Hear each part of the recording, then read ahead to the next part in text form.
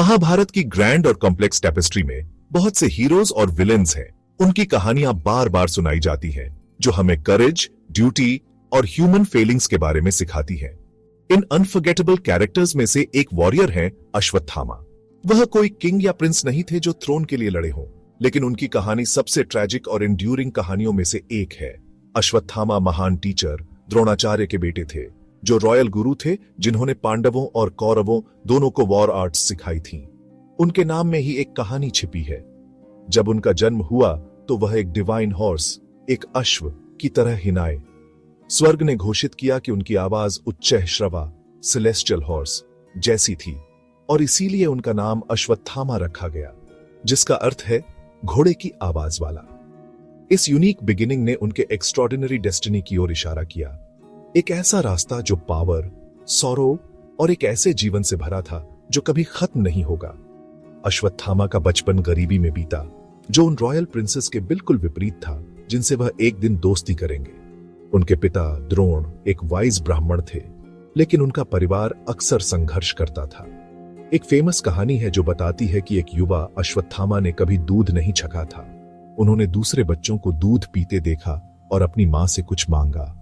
एक गाय खरीदने में असमर्थ होने के कारण उनकी मां कृपी ने उन्हें आटे और पानी का मिश्रण दिया। जब उनके दोस्तों ने उनका मजाक उड़ाया, यह कहते हुए कि यह असली दूध नहीं था, तो युवा लड़का बहुत एम्बैरेस्ड हुआ। इस घटना ने उनके पिता द्रोण के दृढ़ संकल्प को बढ़ावा दिया कि वह धन और स्टेटस प्राप्त करे। वह हस्तिनापुर के कोर्ट गए, जहां वह अंततः रिस्पेक्टेड प्रिसेप्टर बन गए, यह सुनिश्चित करते हुए कि उनके बेटे को फिर कभी ऐसी ह्यूमिलिएशन का सामना नहीं करना पड़ेगा और वह दुर्योधन जैसे प्रिंसेस के साथ बड़ा होगा। इस अपब्रिंगिंग ने एक कॉम्प्लेक्स मैन को जन्म दिया।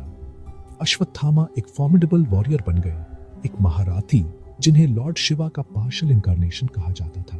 उन्होंने अपने पिता से डिवाइन वेपनरी के सभी सीक्रेट सीखे, एक एक्सपर्ट आर्चर और सेलेस्टियल वेपन्स जिन्हें अस्त्र कहते हैं कि मास्टर बन गए। वह दुर्योधन कौरव राजकुमारों में सबसे बड़े के बहुत करीब थे। उनकी दोस्ती गहरी और अनवेवरिंग थी, जो उनके बचपन के दिनों से ही लॉयल्टी और म्यूचुअल रिस्पेक्ट पर बनी थी। यह बॉन्ड अश्वत्थामा के एक्शंस और चॉइसेस को उनके पूरे जीवन में परिभाषित करेगा, उनके भाग्य को कौरव के कॉज से इनएक्सट्रिकेबली जोड़ देगा। वह उनकी आर्मी में सिर्फ एक सोल्जर नहीं थे, वह एक दोस्त के लिए लड़ने वाले दोस्त थे। एक ऐसा डिसीजन जो उन्हें इमेंस कॉन्फ्लिक्ट और अल्टीमेट डिस्पेयर के रास्ते पर ले जाएगा। अपने माथे पर अश्वत्थामा का जन्म एक डिवाइन जेम, एक मणि के साथ हुआ था। यह जेम एक गिफ्ट था जिसने उन्हें हंगर, थर्स्ट और फैटीग से बचाया। इसने उन्हें किसी भी वेपन, वाइल्ड एनिमल या लेसर गॉड से भी नुकसान से बचाया। यह जेम उनके डिवाइन हेरिटेज और उनके इनहेरेंट पावर का प्रतीक था, जिससे वह बैटल में वर्चुअली इनविंसिबल थे। यह उस इमेंस पोटेंशियल का प्रतिनिधित्व करता था जो उनके पास था, एक वॉरियर जो ग्रेटनेस के लिए डेस्टिन्ड था। हालांकि यही गिफ्ट उनके स्पेशल बर्थ का एक निशान बाद में उनके सबसे बड़े सफरिंग का स्रोत बन जाएगा। अश्वत्थामा की कहानी एक पावरफुल रिमाइंडर है कि ग्रेट पावर हमेशा ग्रेट फॉर्चून की ओर नहीं ले जाती है, और कभी-कभी वही चीजें जो हमें स्पेशल बनाती है हमारे सबसे गहरे पेन का कारण भी बन सकती है। जब कुरुक्षेत्र का महान युद्ध शुरू हुआ तो इसमें कोई सवाल नहीं था कि अश्वत्थामा की लॉयल्टीज कहां थीं। वह अपने दोस्त दुर्योधन और कौरव सेना के साथ मजबूती से खड़े थे। उन्होंने इनक्रेडिबल स्किल और फेरोसिटी के साथ लड़ाई लड़ी, बैटलफील्ड पर सबसे फियर्ड वॉरियर्स में से एक के रूप में प्रतिष्ठा अर्जित की।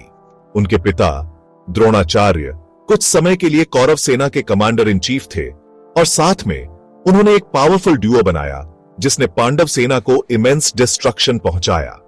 अश्वत्थामा कई विक्टरीज के लिए जिम्मेदार थे और अपने दुश्मनों के लिए टेरर का एक कांस्टेंट सोर्स थे।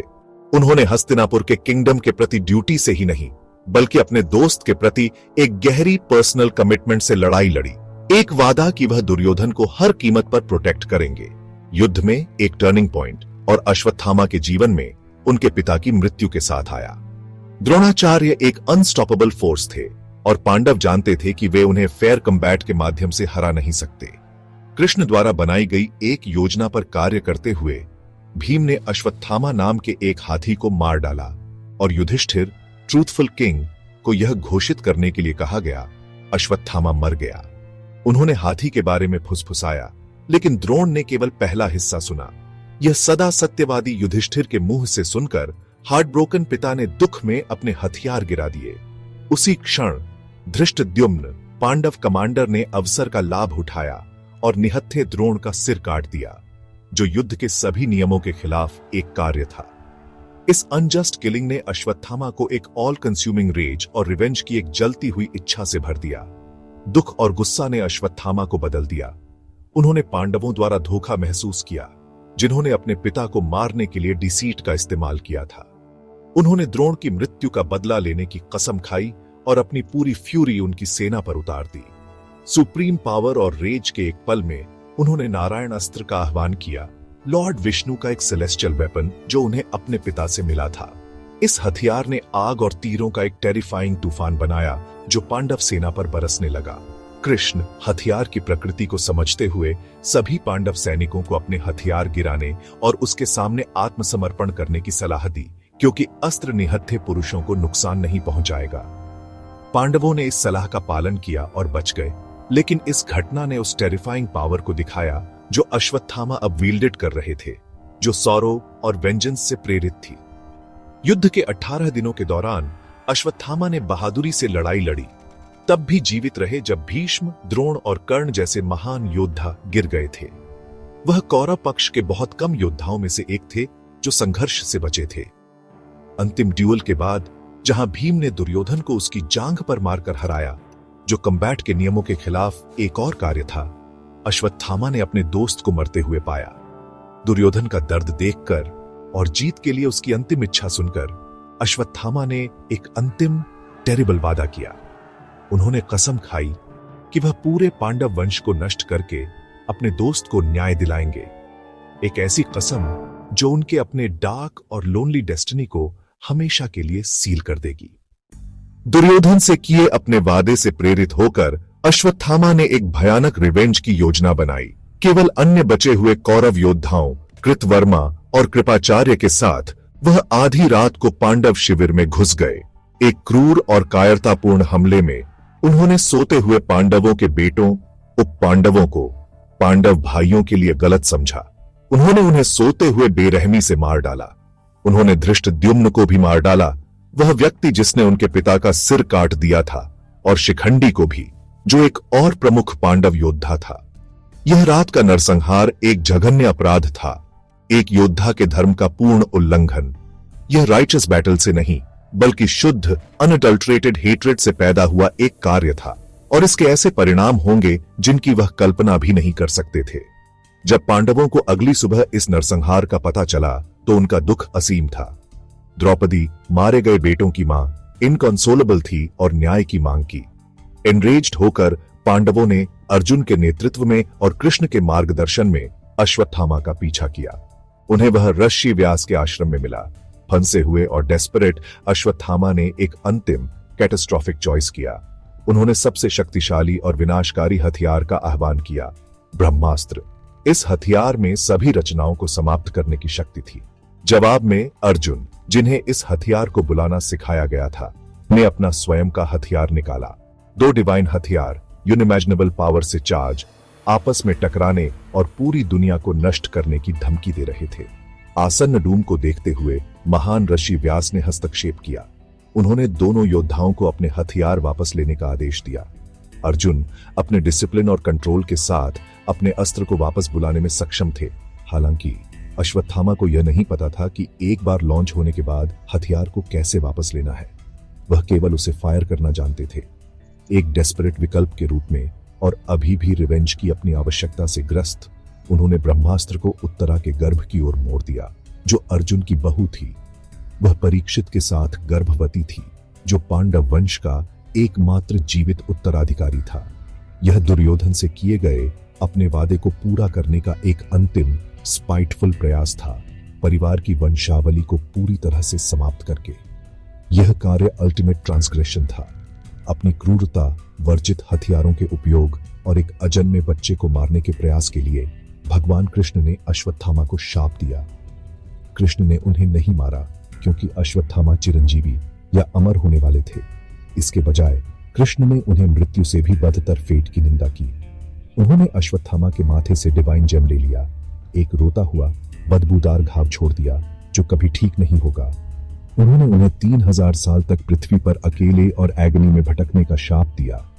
इनकरेबल डिजीजेस से पीड़ित, बिना किसी साथी के, हमेशा मृत्यु की तलाश में, लेकिन कभी नहीं मिलने वाली। इमॉर्टैलिटी का यह गिफ्ट सबसे भयानक पनिशमेंट बन गया जिसकी कल्पना की जा सकती है। हजारों सालों से अश्वत्थामा की कहानी महाभारत के पन्नों से आगे बढ़ती रही है। उनके शाप ने उन्हें एक शक्तिशाली योद्धा से एक भटकते हुए स्पेक्टर में बदल दिया, एक अकेला व्यक्ति जो हमेशा अपने पापों का भुगतान कर रहा है। पूरे भारत में एक रहस्यमय लंबे आदमी के दर्शन के बारे में अनगिनत लोक कथाएं और स्थानीय किंवदंतियां हैं जिसके माथे पर एक फेस्टरिंग घाव है। दूर दराज के गांवों और जंगलों में लोगों ने उसे देखने का दावा किया है, कभी कभी अपने इटर्नल घाव को शांत करने के लिए तेल या हल्दी मांगते हुए। यह एक विश्वास है कि वह प्रार्थना करने के लिए दूर दराज के शिव मंदिरों का दौरा करता है, अभी भी फॉरगिवनेस और अपने अंतहीन सफरिंग से मुक्ति की तलाश में है। ये कहानियां उनकी किंवदंती को जीवित रखती हैं, उन्हें एक मिथिकल आकृति में बदल देती हैं जो हमारे बीच चलती है, एक बीते हुए युग का एक जीवित भूत। ये आधुनिक कहानियां अक्सर उन्हें एक विलन के रूप में नहीं, बल्कि एक ट्रैजिक आकृति के रूप में चित्रित करती है जो दया की हकदार है। एक फेमस कहानी मध्य प्रदेश के असीरगढ़ किले से जुड़ी है, जहां स्थानीय लोगों का मानना है कि अश्वत्थामा हर दिन भोर से पहले एक शिव मंदिर में पूजा करने आते हैं। वे दावा करते हैं कि हर सुबह मंदिर में ताजे फूल और चढ़ावा मिलता है, जिसे वे अमर वॉन्डरर के लिए जिम्मेदार ठहराते हैं। ये कहानियां एक शक्तिशाली फोल्क नैरेटिव के रूप में काम करती हैं, इतिहास को फेथ के साथ मिलाती है। वे हमें याद दिलाती हैं कि हमारे एक्शंस के परिणाम लंबे समय तक चलने वाले हो सकते हैं, जो पीढ़ियों तक गूंजते रहते हैं। इन कहानियों में अश्वत्थामा की उपस्थिति महाभारत के महाकाव्य को एक प्राचीन कहानी से कम और एक लिविंग हिस्ट्री से अधिक महसूस कराती है, जो हमारे चारों ओर अनफोल्ड होती रहती है। अश्वत्थामा का जीवन एक गहरा और कॉशनरी लेसन प्रदान करता है। यह हमें रिवेंज और अनियंत्रित एंगर की विनाशकारी शक्ति के बारे में सिखाता है। अपने पिता के प्रति उनका प्यार और अपने दोस्त के प्रति उनकी लॉयल्टी महान गुण थे, लेकिन जब वे रेज और वेंजेंस की प्यास से भ्रष्ट हो गए तो उन्होंने उन्हें अनफॉरगिवेबल एक्ट्स करने के लिए प्रेरित किया। उनकी कहानी दिखाती है कि विजडम और कंट्रोल के बिना पावर खतरनाक है। उनके पास सबसे शक्तिशाली हथियारों का ज्ञान था, लेकिन उनमें उन्हें जिम्मेदारी से चलाने के लिए इमोशनल मैच्योरिटी की कमी थी। इससे उनका पतन हुआ, उनके डिवाइन गिफ्ट्स को इटर्नल टॉर्मेंट का स्रोत बना दिया। उनकी कहानी हमें कार्य करने से पहले सोचने और क्रोध को कभी भी हमारा मार्गदर्शक न बनने देने की एक स्टार्क रिमाइंडर है। अंततः अश्वत्थामा हमें कॉन्सिक्वेंसेस के बारे में सिखाते हैं। हमारे द्वारा किए गए हर चॉइस का एक परिणाम होता है और कुछ एक्शंस को कभी भी अनडन नहीं किया जा सकता है। वह एक महान योद्धा थे, एक महारथी जिनके पास सब कुछ था, स्किल, पावर और डिवाइन प्रोटेक्शन। फिर भी अनियंत्रित रेज के कुछ क्षणों ने उन्हें सब कुछ महंगा पड़ा, जिससे उन्हें परपेचुअल मिजरी का जीवन मिला। उनकी कहानी हमें रिवेंज के बजाय फॉरगिवनेस की तलाश करने और क्रुएल्टी पर कंपैशन चुनने के लिए प्रोत्साहित करती है। जबकि वह दर्द में पृथ्वी पर भटकते हैं, उनकी कहानी मानवता के लिए एक इटर्नल लेसन के रूप में कार्य करती है। हेट्रेड का रास्ता केवल सफरिंग की ओर ले जाता है, जबकि राइचसनेस का रास्ता, चाहे कितना भी मुश्किल हो, ट्रू पीस का एकमात्र तरीका है।